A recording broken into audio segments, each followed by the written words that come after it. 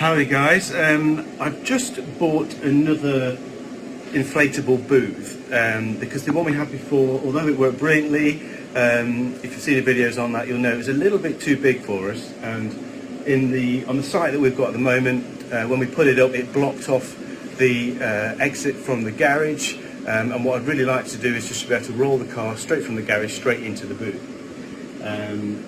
Rather than having to move the car out first, then put the booth up, then put the car in, blah, blah, blah. Bit of a pain in the arse. So, I've got a smaller one. It's lower as well, so it should blow around a little less than the other one. Because in the high winds, the other one was slightly dangerous. I could have ended up in somebody else's field, but it's certainly blowing everywhere and it was pushing the sides onto the car. The only thing holding it down was the car inside. It did come with pegs and rope and stuff, but I was always worried about it ripping, which it never did. It never did. So it's pretty strong, and it did work. It worked really well. Now this one is smaller.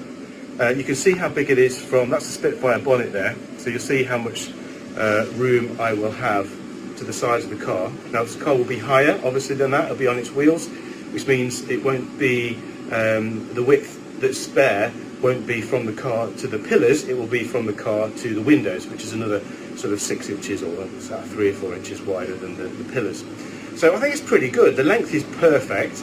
The door at the end there, you can zip that off and giving you an extra couple of 3 feet. So lengthways is fine. It's lower, which is great, so it won't blow around as much. And I reckon the width-wise is just about enough. So we're going to give it a go. Look how it's just waving around. It is quite a windy day today. So this is about as windy as it gets around here on a sort of average autumn day. Obviously it can get windier, but this is quite a windy day. I wouldn't even have attempted putting the other one up on a day like this. So I'm really pleased. It's got the same filtration system. It's got 2 fans, one to keep it up, one to blow in and keep the pressure, so you don't get bits in the booth.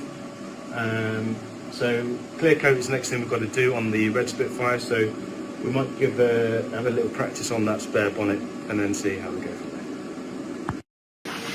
Right, I've got it all put up properly now, so you can tell it's creating a positive pressure in here. You can see how the walls, the windows are all billowing outwards. Yeah, that means that there's a positive pressure in here. So there's a fan blowing into the little room at the end there, and then through that fan, through that filter, and then into here, and it's then out through these filters.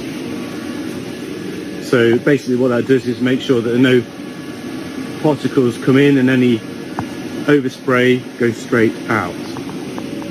So there's a little access door there, and like I say, this whole end can be unzipped, give you an extra couple of feet in the tool room there if you had a particularly long vehicle, because there is a filter on the inlet which the other one didn't have. So I'll show you that. Just there, there's a filter on there. That's where the air comes in, and then it comes through this filter and keeps it nice and positive pressure. It's very bright, lots of windows. It's awesome.